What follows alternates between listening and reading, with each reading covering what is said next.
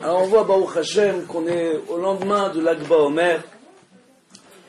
On voit que les séfarades ont pour coutume de se raser la barbe et de reprendre des fiançailles à partir du 34e jour du Homer et pas du 33e jour du Homer comme nos frères Ashkenaz. Pour quelle raison cette petite différence? C'est un point qui est essentiel, qu'il est bon de rappeler. Effectivement, l'épidémie entre les élèves de Rabbi, qui a frappé les élèves de Rabbi Akiva durant les 33 premiers jours du Homer, s'est arrêtée au 3e jour du Homer. Ça c'est vrai. Par le mérite de tous les événements qui ont lieu à l'Akba Omer, la semaine dernière dans le Shiur, on a rappelé les nombreux événements qui ont lieu en ce jour, pas uniquement la Eloula de Rabbi Shimon Bar Yochai. Par rapport à ça, on voit quoi? On voit en réalité que bien que l'épidémie ait pris fin le jour du 33e jour du Homer, il y a quand même des élèves, près de 900 élèves, qui ont été enterrés le jour de l'Akba Omer. De ce fait, nous, on célèbre la Eloula du Tzadik à l'Akba Omer, les séfarades, mais on ne sortira de façon concrète, donc on va célébrer les fiançailles et les mariages, et on va se raser la barbe, pour ceux qui ne gardent pas une petite barbe toute l'année, et on va se couper les cheveux le jour de l'Akba Omer, le lendemain de l'Akba Omer. Pourquoi? Tout simplement en souvenir de tous ces élèves qui ont été enterrés le jour du 33e jour du Homer. Voilà, ça c'est un point qui est important. Très souvent les gens ils posent la question, pourquoi, si c'est l'Akba Omer, pourquoi on fait pas, pourquoi on se rase pas la barbe, pourquoi on se coupe pas les cheveux, pourquoi on doit attendre? Voilà, vous avez la réponse. Tant Be'ezrat Hashem, on voit que dès qu'on sort de l'Akba Omer, la préparation à Shavuot, elle devient de plus en plus intense. Tout simplement parce qu'il faut rappeler que la fête de Shavuot, elle s'appelle Shavuot au nom des 7 semaines qui séparent la sortie d'Égypte jusqu'au Matan Torah. Il y a 7 semaines entre eux. Pessah et le Matan Torah. Baruch Hashem. On voit que la première fois que le conte du Homer a été fait, comme je l'ai déjà expliqué à plusieurs reprises, c'est justement au moment de la sortie d'Égypte.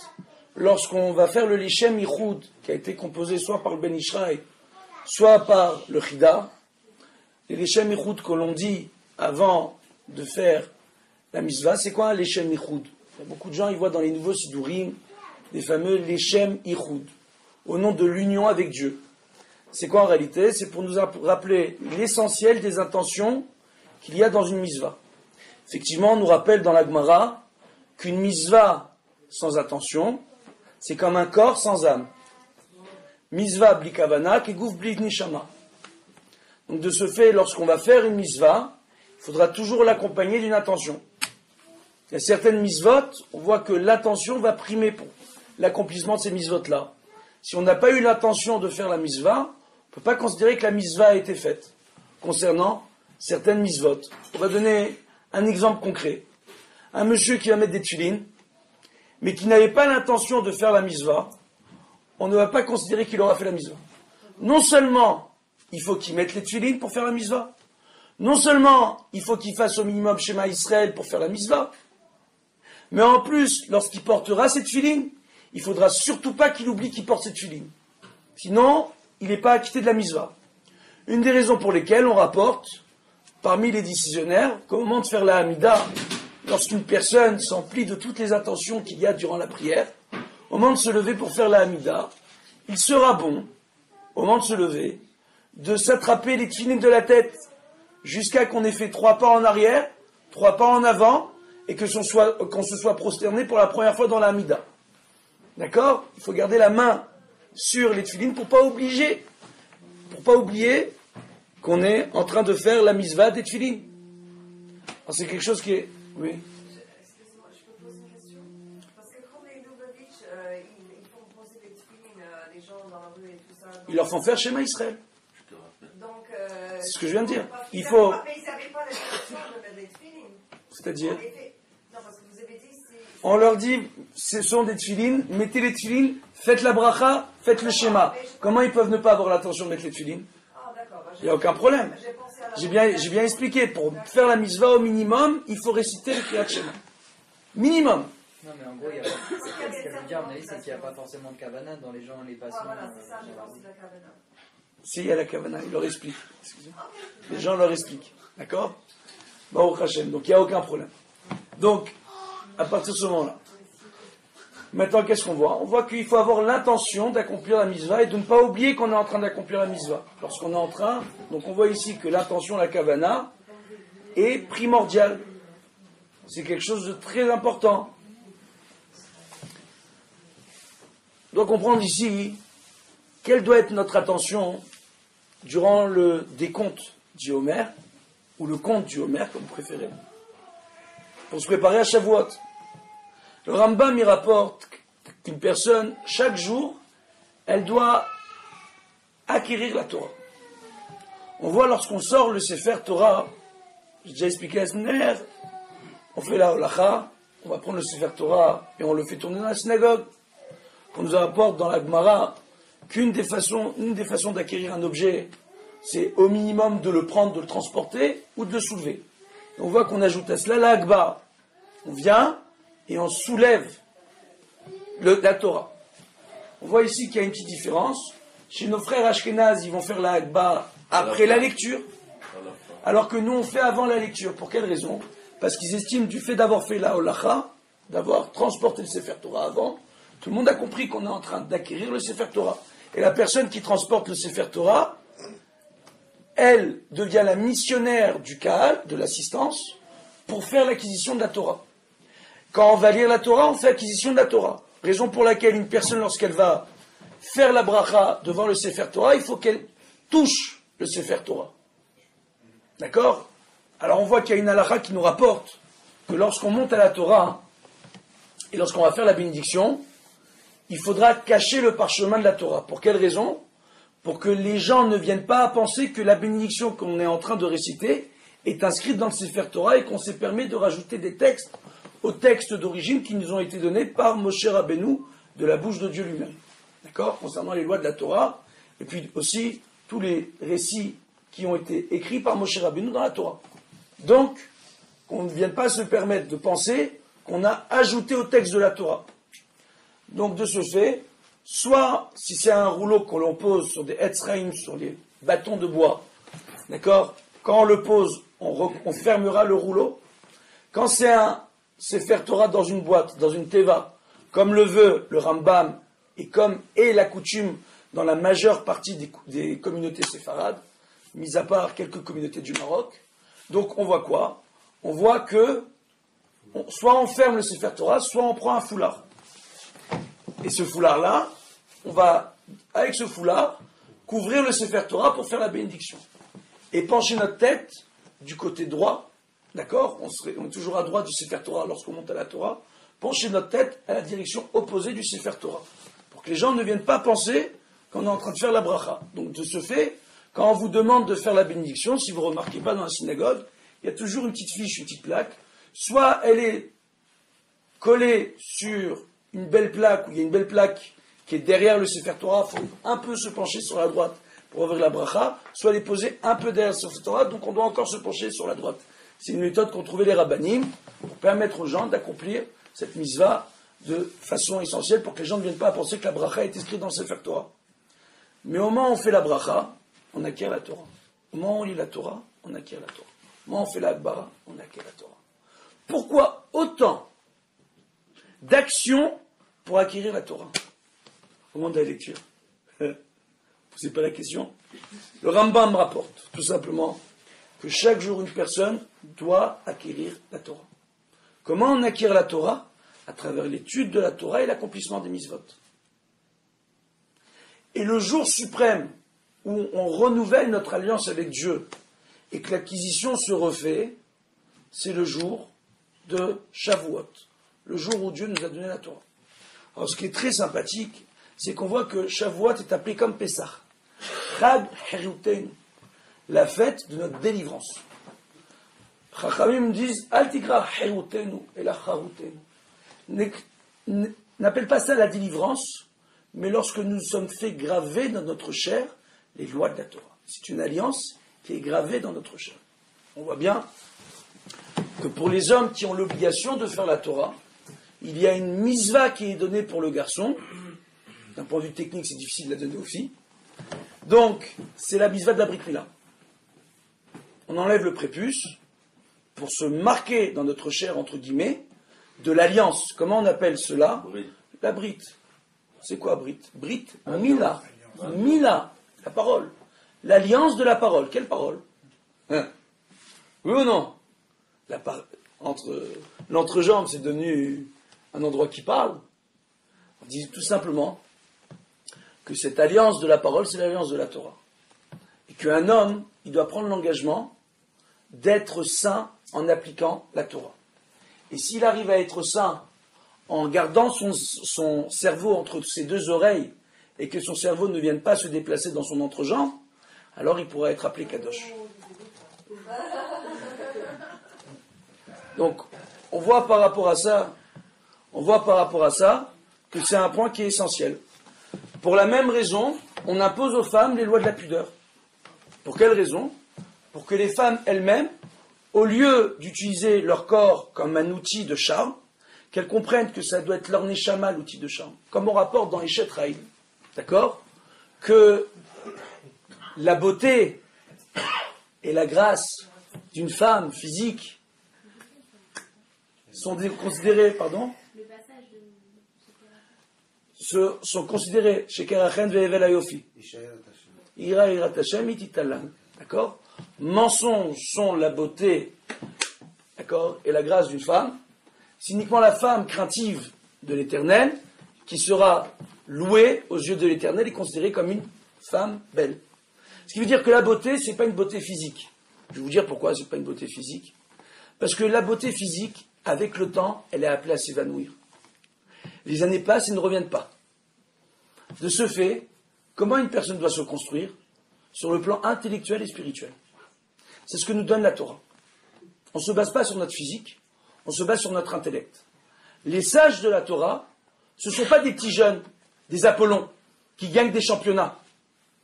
Ce sont de vieilles personnes qui ont bien vécu, qui ont l'expérience de la vie, qui ont vécu de façon sage, qui ont le Da'at Torah, qui ont la sagesse de la Torah, que ce soit des hommes ou des femmes, et eux sont appelés les sages.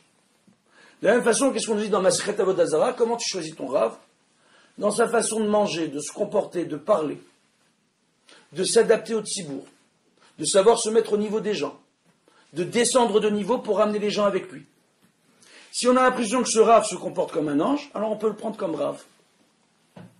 On ne nous parle pas de connaissance, on parle de comportement. Une personne sage, c'est pas une personne qui connaît beaucoup de choses. C'est ce qu'elle connaît, elle applique bien. Bien sûr qu'elle connaît énormément de choses, mais elle se l'applique elle-même.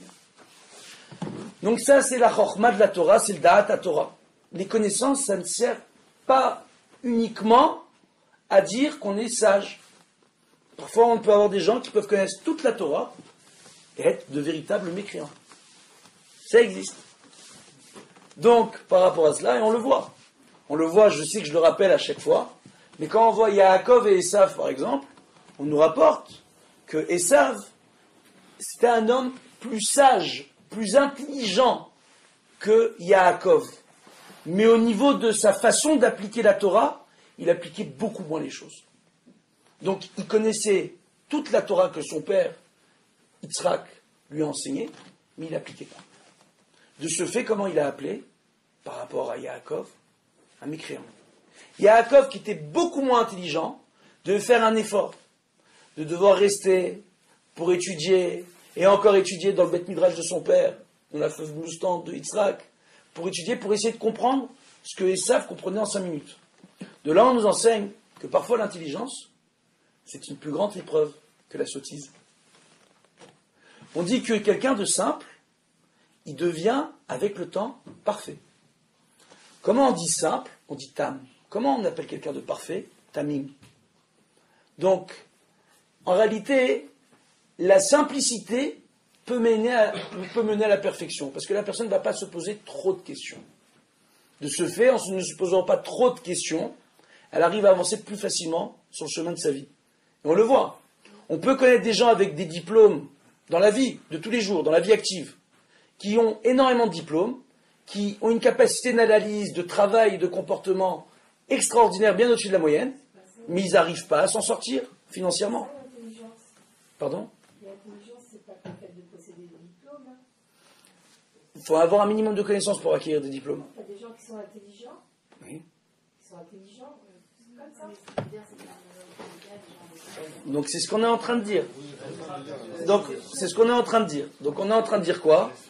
On est en train de dire que parfois on peut voir des gens qui vont avoir énormément de diplômes, énormément de connaissances, mais qui n'auront pas la faculté, la capacité de se débrouiller dans la vie. Alors qu'on en a d'autres, d'accord, qui sont capables de se débrouiller très très bien en n'ayant pas du tout le même niveau d'instruction et n'ayant pas du tout les mêmes diplômes.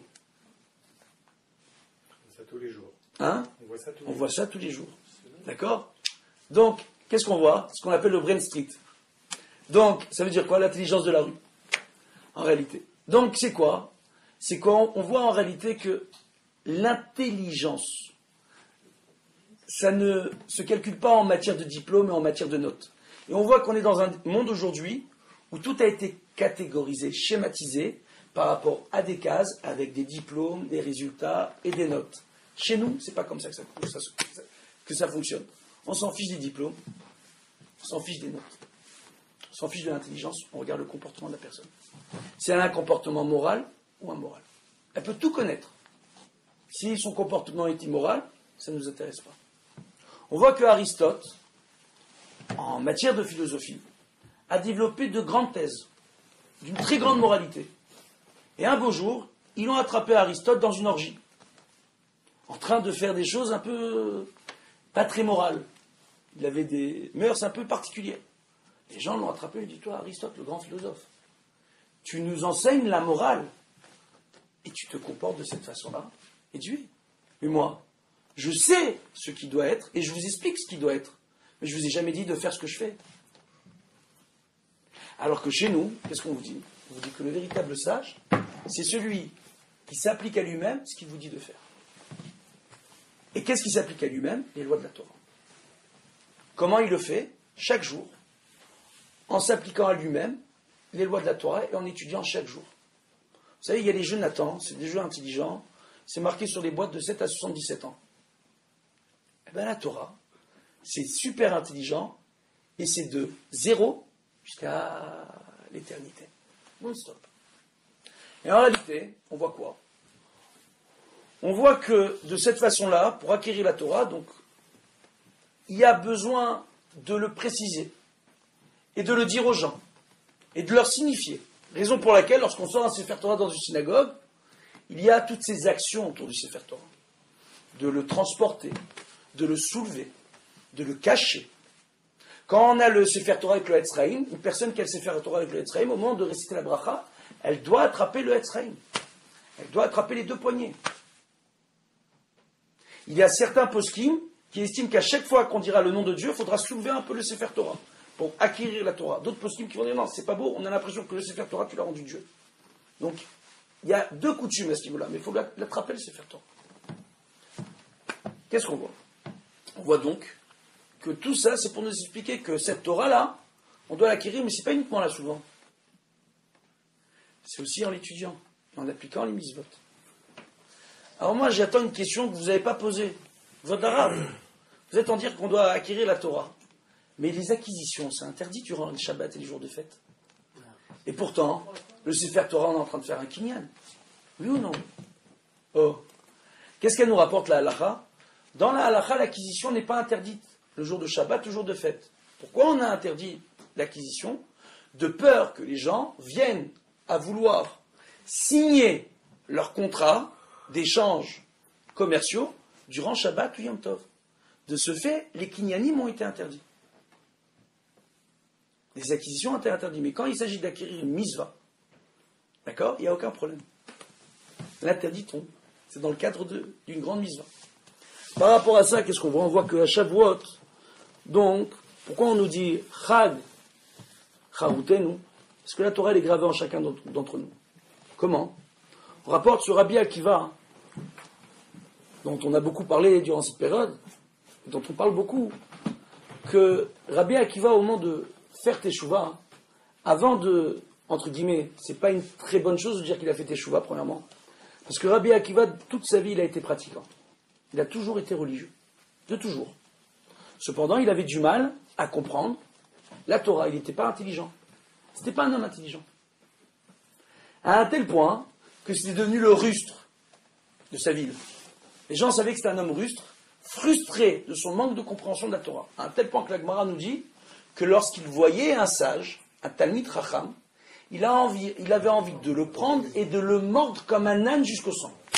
Tellement ça l'énervait. Il se disait pourquoi lui il comprend et pas moi. Et ça l'a énormément frustré. À un tel point que personne n'était disposé à donner sa fille en épousailles à Rabbi Akiva. Jusqu'à qu'il y ait une fille, alors, les gens ne savent pas, qui était la fille de Kalba ben Savoie. Kalba ben Savoie, à sa génération, il faisait partie des hommes les plus riches d'Israël. À lui tout seul, et avec 2 autres de ses amis, ils ont été en mesure de nourrir toute la ville de Jérusalem. Je ne sais pas si vous entendez. C'était un homme extrêmement riche. Il avait une fille qui s'appelait Rachel.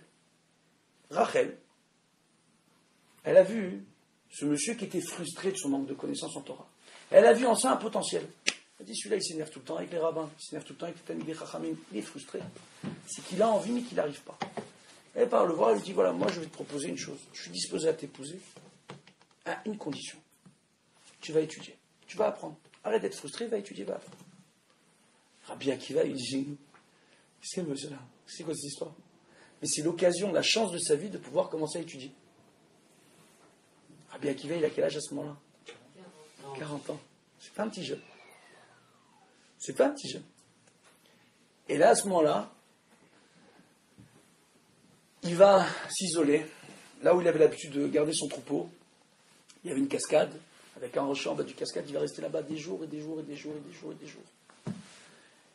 Et il va voir, au fil des jours, il va réfléchir. Est-ce que je l'épouse? Est-ce que je vais étudier? Est-ce que je suis capable? Je ne suis pas intelligent?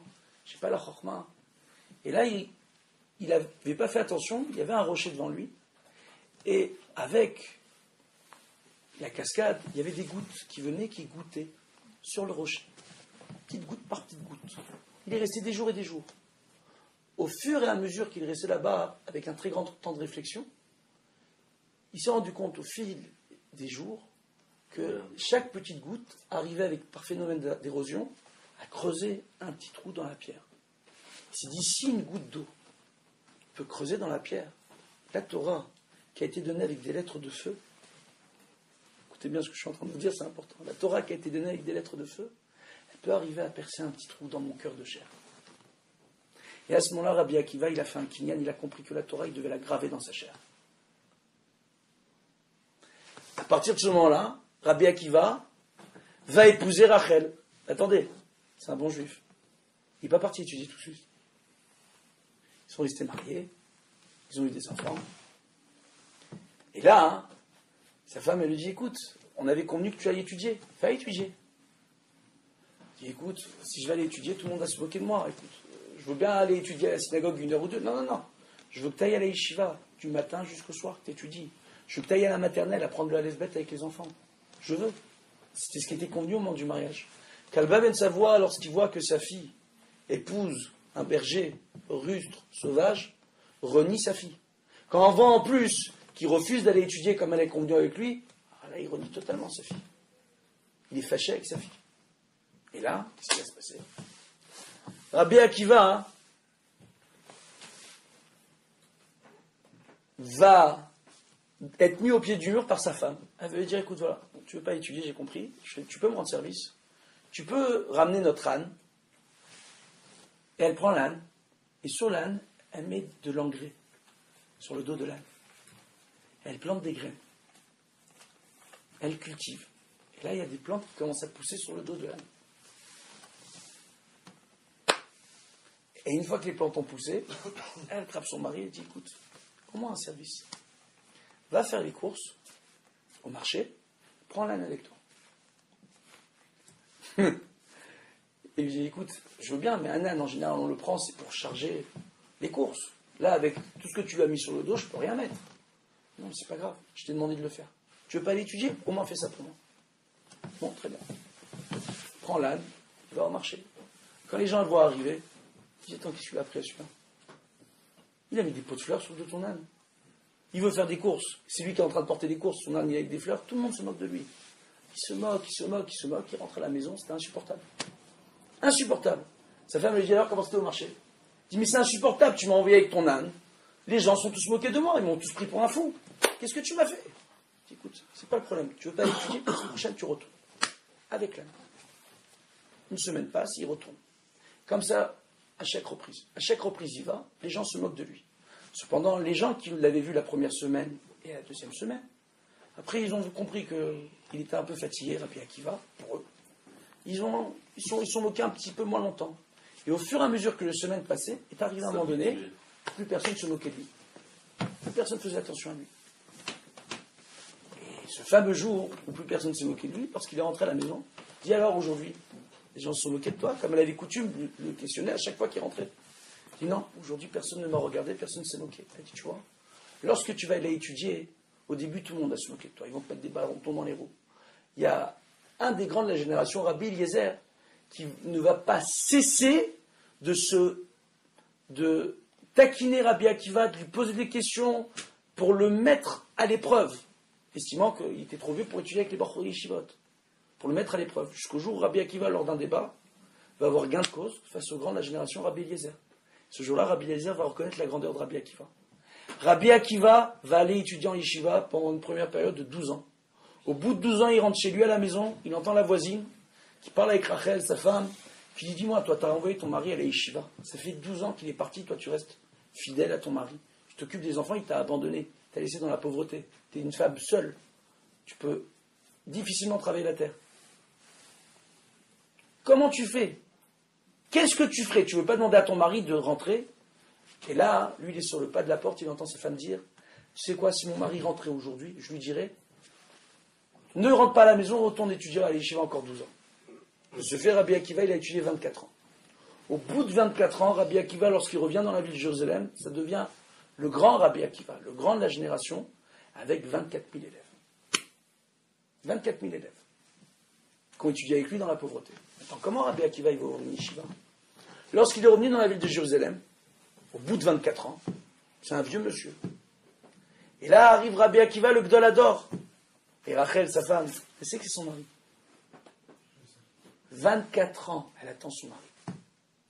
24 ans. Et lorsqu'il arrive, elle se jette à ses pieds. Les gens lui disent vieille folle! C'est le grand de la génération, qu'est-ce que tu le touches? Qu'est-ce que tu t'approches de lui? Tu n'as pas honte? Pousse-toi de là! Et là, Rabbi Akiva leur dit non, ne faites rien. Toute ma Torah, toute votre Torah, c'est par son mérite à elle. C'est sa Torah à elle. Si elle ne m'avait pas envoyé à la yeshiva, si elle n'avait pas accepté de m'épouser, si elle ne s'était pas battue contre moi pour me convaincre d'aller à la yeshiva, je ne serais pas Rabbi Akiva, on n'aurait pas la Torah qu'on a eu aujourd'hui. Ça, c'est Rabbi Akiva. Pourquoi je vous raconte cette histoire? Parce qu'après l'épidémie, il n'y a que 5 élèves de Rabbi Akiva qui vont survivre. Et ces 5 élèves-là, c'est eux qui vont être les gardiens du Talmud, de la loi orale qui a été reçue par Moshe Rabbeinu. Et toute la loi orale qu'on a reçue aujourd'hui, les Mishnayot et les Gemarot, qui vont être rédigés par la suite, mais qui vont être en réalité un condensé de tous les écrits qui ont été mis à l'écrit par les grands de la génération de Moshe Rabbeinu jusqu'à l'an -20, avant notre ère. D'accord? On voit quoi? On voit que ce travail-là va être fait par les élèves des élèves de Rabbi Akiva. Rabbi Shimon Bar Yochai, qu'on attend célébrer, il ne faut pas oublier que la source, c'est Rabbi Akiva. Rabbi Meir Baal HaNes, qu'on attend célébrer, la source, c'est Rabbi Akiva. C'est pas n'importe quoi. Baruch Hashem. Qu'est-ce qu'il a eu, Rabbi Akiva? Un homme idiot, de 40 ans. Sauvage, rustre,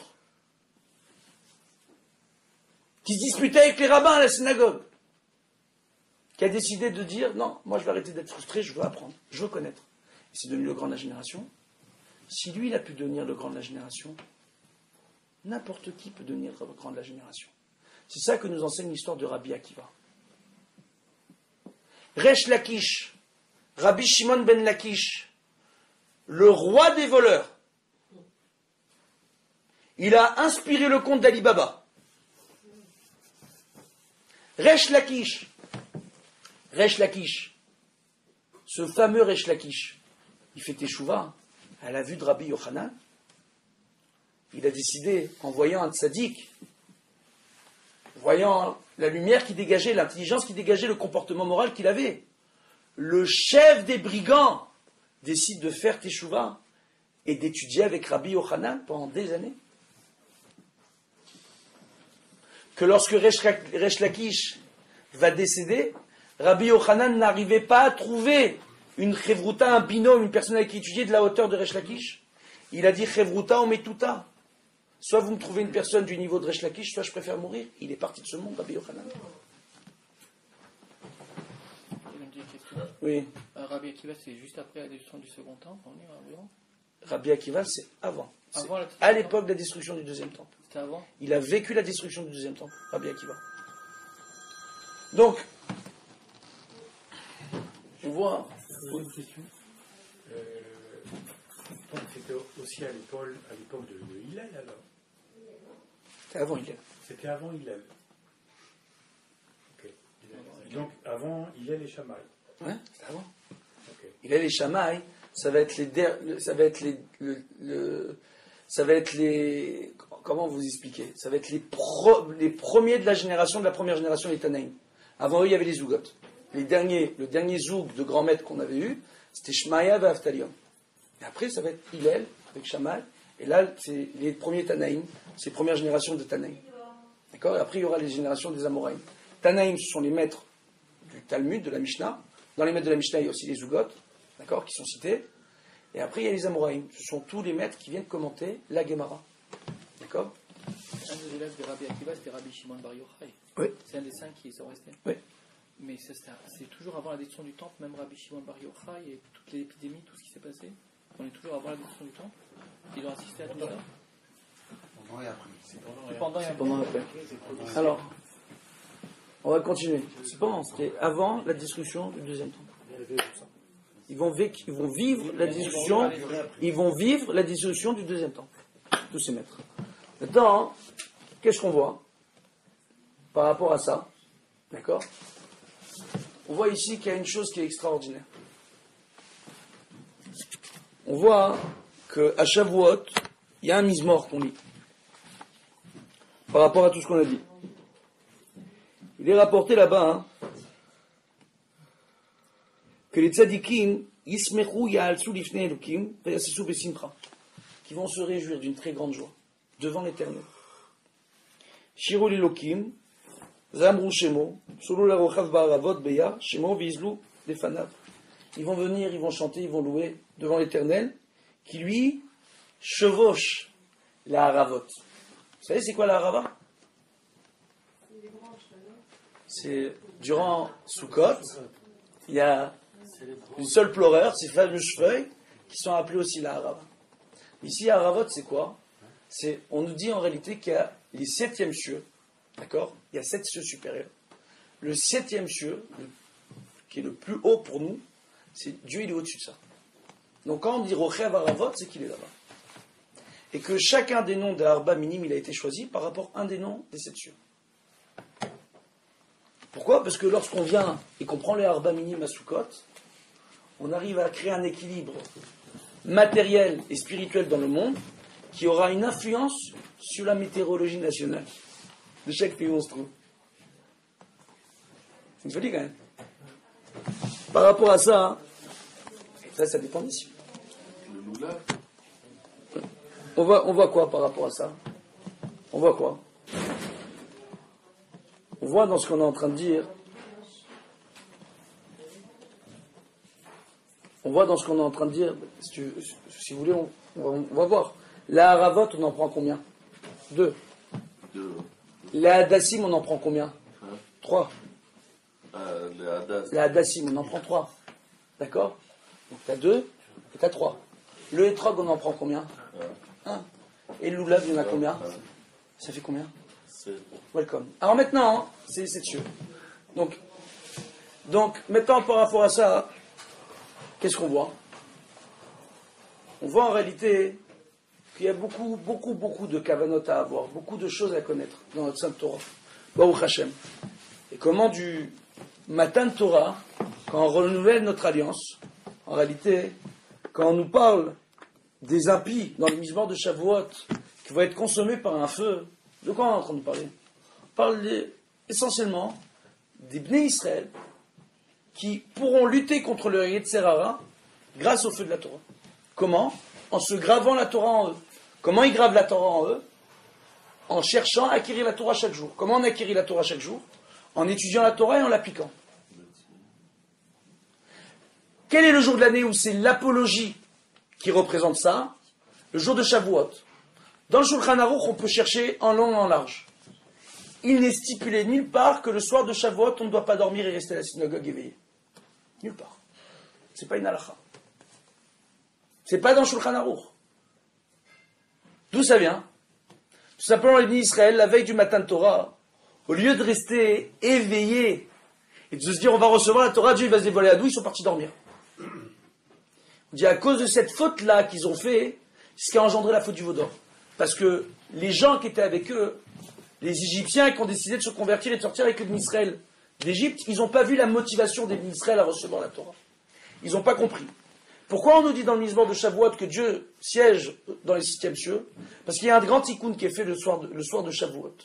On rapporte que lorsque Dieu a créé le monde, il a créé Adam et Ève. Que Adam et Ève, lorsqu'ils ont fauté, on dit que la Shrina, la présence divine, elle se retirait de ce monde. La présence divine, elle est appelée par le tétragramme, le nom de Dieu qui a une valeur numérique de 26. Yud-Ke, Vav-Ke. Je déforme le nom volontairement. Maintenant, qu'est-ce qu'on voit? On voit qu'il y a un Yud, il y a un He, après il y a encore un Vav, et il y a un He. On nous rapporte que Dieu, ce qui le représente, la lettre qui va représenter au mieux Dieu, voit qu'une des façons d'écrire le nom de Dieu, c'est deux Yud, l'un à côté de l'autre, dans certains Sidurim. Le Yud représente une certaine entité d'Akadosh Baruch Hu, le début de la source de l'émanation spirituelle de l'éternel dans ce monde, ce qu'on appelle la présence divine. Donc c'est le Yud. On dit que lorsque Dieu est descendu dans ce monde, vers Adam et Ève, et qu'ils ont fauté, il s'est retiré de ce monde. Lorsque le Yud vient, il descend, il forme un Vav. Le Vav, on a certains chassidim qui, dans leurs règles de grammaire, à raison, appellent ça, soit le Yud, ils appellent ça le Vav court, soit le Vav, ils appellent ça le Yud long. Ce qui explique que quand on lit certains mots comme Adonnez-nous, certains chassidim, au lieu de dire Adonnez-nous, ils vont dire Adonnez-nous. Quand on dit Malkenu, au lieu de dire Malkenu, ils vont dire Malkeni. Ils ne vont pas dire le Vav comme un Vav, mais comme un Yud, en fin de mot. Donc le OU, ils le rendent I. Je rentre trop dans le détail. D'accord? Donc de là, qu'est-ce qu'on voit? On voit tout simplement que c'est par rapport à cela. Qu'est-ce qu'on nous dit en réalité? On nous dit quoi? Que Dieu, c'est un Yud, sa présence, quand il est descendu de ce monde, c'est qui est devenu un Vav. Et lorsque Dieu s'est retiré de ce monde, entre guillemets, sa présence divine s'est retirée de ce monde après la faute originelle, le Vav est redevenu un Yud. Et au moment du matin de Torah, c'est le Rochev Haravot, celui qui est au-dessus des 7e cieux, qui va redescendre sur le Sinaï pour donner sa Torah. Kadosh Baruch Hu lui-même, qui se dévoile à 600 000 hommes. Mais si on compte les femmes et les enfants, c'est plus de 3 millions de personnes. Donc, qu'est-ce qu'on voit? On voit en réalité, Baruch Hashem, que c'est un très grand secret qui est à ce niveau-là. À un tel point que le Ben Ishraï nous rapporte un fait qui est intéressant. On nous dit que lorsque la Géoula viendra, le nom de Dieu sera grandi. Idgadal, Vidkadash, Shemer, Rama, sera grandi et sanctifié, le nom complet de Dieu. De quoi on parle? On nous parle du tétragramme. On nous rapporte que lorsque Amalek, au moment de la sortie d'Égypte, et après le matin de Torah, à plusieurs reprises, va attaquer les Bnei Israël, Dieu nous dit quoi? Qui est Shiad al-Kessia. C'est plus Yud-Ke, Vav-Ke, c'est Yud-He. Le nom est incomplet. Il manque le Vav et le He à la fin. Pourquoi? Parce que il y a Amalek qui est sorti en guerre et qui a montré que l'homme peut se révolter contre le divin alors que le divin s'est dévoilé dans ce monde. Et jusqu'à aujourd'hui, on remet en question, est-ce que le monde a été créé par Dieu? Il y a des associations dites créationnistes. Moi, je déplore parfois certains rabbins qui emploient ce terme. Les créationnistes à l'origine, ce sont des gens qui pensent que ce sont des extraterrestres qui ont créé le monde. Donc il pense que la création a bien été créée par un tiers, mais que ce tiers est une intelligence supérieure qui n'a rien de divin, qui serait extraterrestre. Par rapport à ça, qu'est-ce qu'on voit? On voit ici, qu'est-ce qu'on est en train de dire?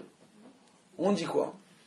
On dit que Akadosh Baruch Hu, en réalité, son nom est devenu incomplet. Pourquoi? Parce que Amalek a semé une brèche dans l'humanité pour permettre aux gens, non seulement de dire, si Dieu existe, je le remets en question, si sa Torah est vraie, je la remets en question, et prouvez-moi qu'il existe, pour que j'arrête de le remettre en question. Et là, on est tout à l'inverse de graver en soi la Torah. On est dans celui qui vient et qui détruit la Torah. Et un jour, il y avait un jeune garçon qui ne respectait pas les lois juives comme il se devait. Il a été ramené devant le Rav Yosef Chaim Sitruk. Et le père avait parlé. Il dit, écoutez, mon fils, il ne veut rien appliquer, on lui a donné une éducation, il ne veut rien entendre.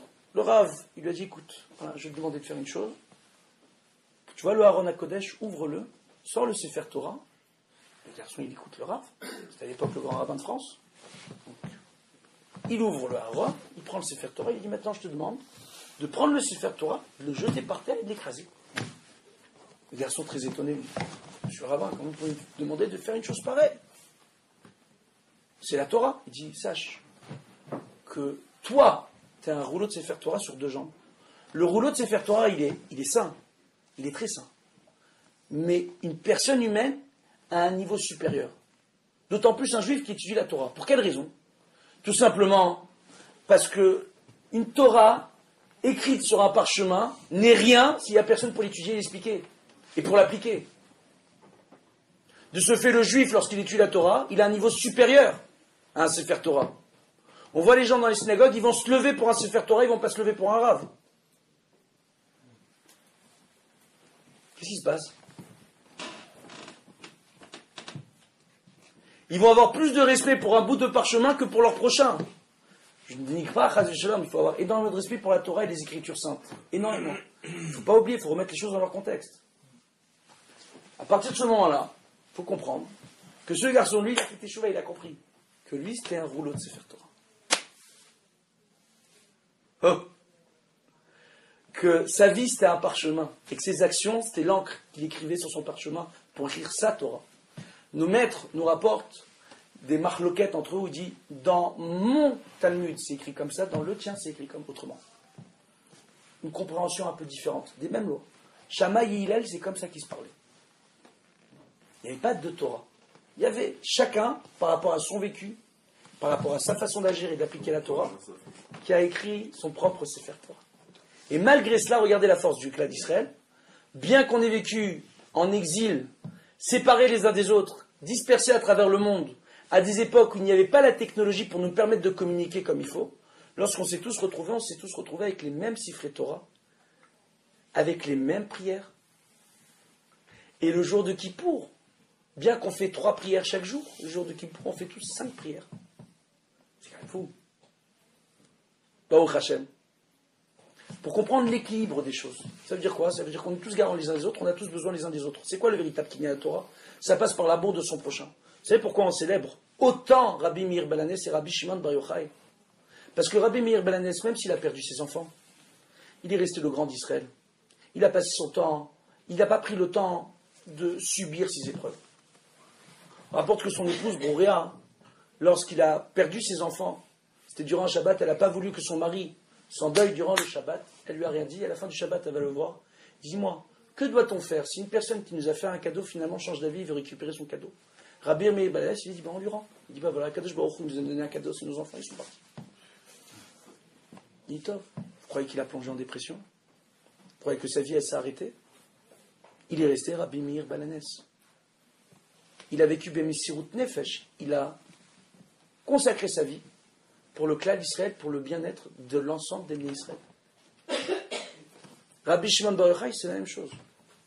Quand il va rester pendant 13 ans dans la grotte, c'est pour avoir le dévoilement des secrets de la Torah. Et aujourd'hui, regardez bien, les gens qui veulent faire Teshuvah, lorsqu'on leur parle un peu de Zohar et de Kabbalah, et un peu des enseignements de Rabbi Shimon Bar Yochai, tout de suite ça les allume, ils ont tout de suite envie de venir et d'étudier la Torah. La Chassidoute, qui a fait autant d'élèves à travers le monde et qui a permis de faire autant de teshuva se réclament tous élèves de Rabbi Shimon Bar Yochai. Il y a une anecdote à ce sujet. Un jour, il y avait un Rav qui a un de ses fils qui est devenu Breslev, qui est une bonne chose en soi. Et le fils a expliqué qu'il y avait une ségoula, une prière circonstancielle, d'emmener des enfants avant l'âge de 7 ans sur la tombe du Rav Nachman de Breslev, pour lire un ensemble de 10 psaumes qui s'appelle le Tikkun HaKlali. Le Rav Nachman de Breslev lui-même enseigne que ces 10 psaumes-là ont été dévoilés à être lus ensemble par David Amelech lui-même.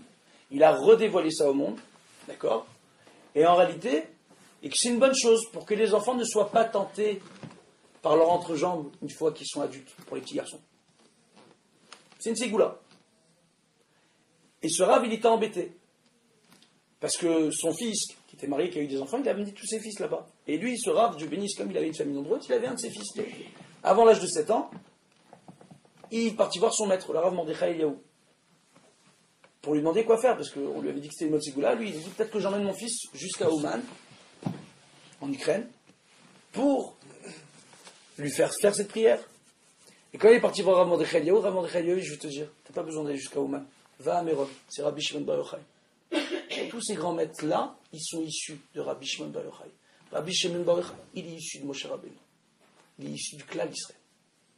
Ça veut dire quoi? Ça veut dire que Baruch Hashem, il faut bien comprendre de quoi on est en train de parler. Quand un homme il vit Bemissirut Nefesh, alors il a le mérite d'être un grand. Un grand dans le clan d'Israël. On voit que nos grands à nous, ce n'étaient pas des hommes hyper riches. Rabbi Akiva, il a fini très riche, Dieu bénisse, parce que son beau-père a fini par le reconnaître. Il lui a ouvert une yeshiva pour entretenir ses 24 000 élèves.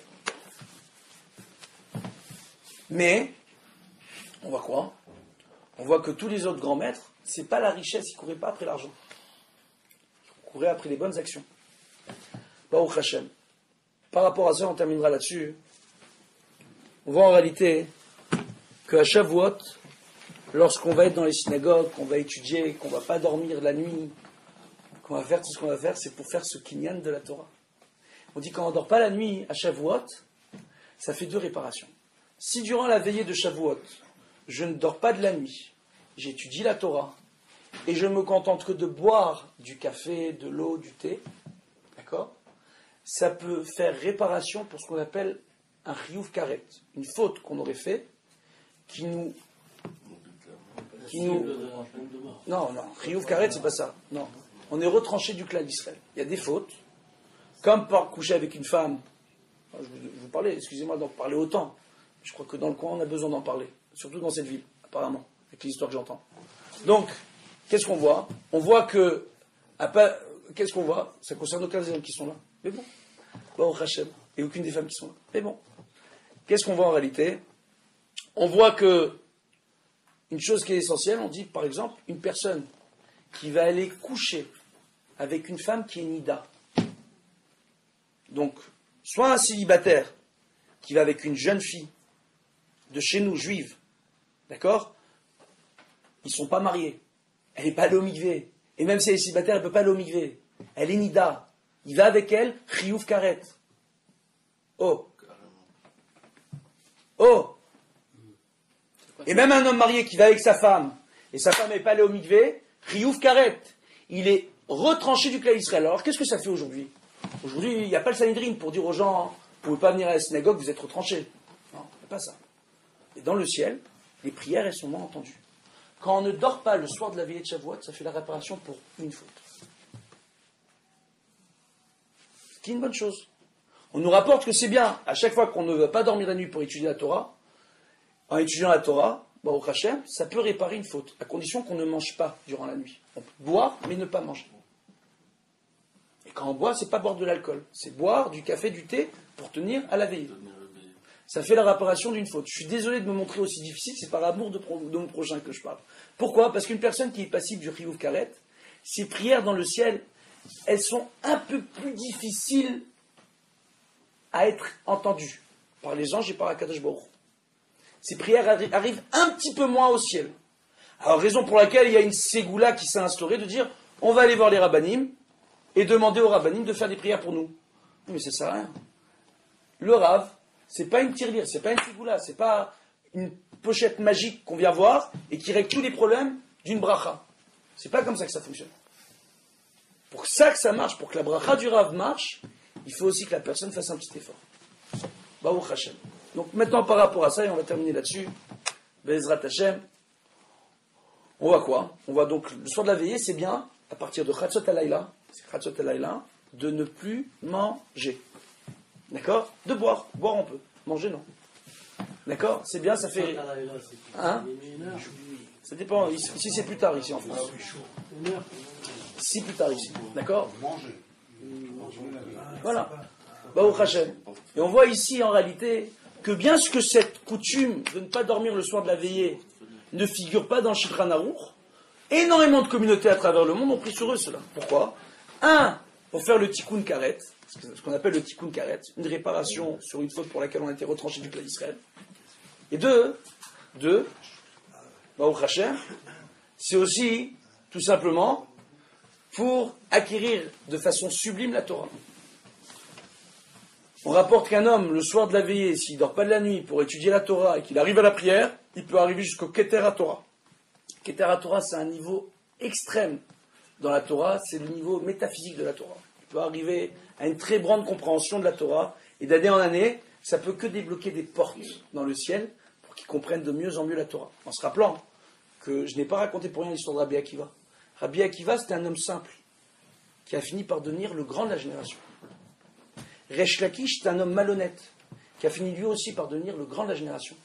Si le roi des brigands a pu devenir un grand de la génération chez nous, et si un homme simple a pu devenir, à partir de l'âge de 40 ans, et avec 24 ans d'études, c'est pas du jour au lendemain, un grand de la génération, tout simplement c'est pour nous magnifier à chacun d'entre nous, que chacun d'entre nous est un Sefer Torah sur deux pattes. Et que chacun d'entre nous, c'est sa vie qu'il acquiert quand il décide de faire Torah Mitzvot. Et quand il renouvelle son âge sur Kadosh Baruch Hu, c'est lui-même.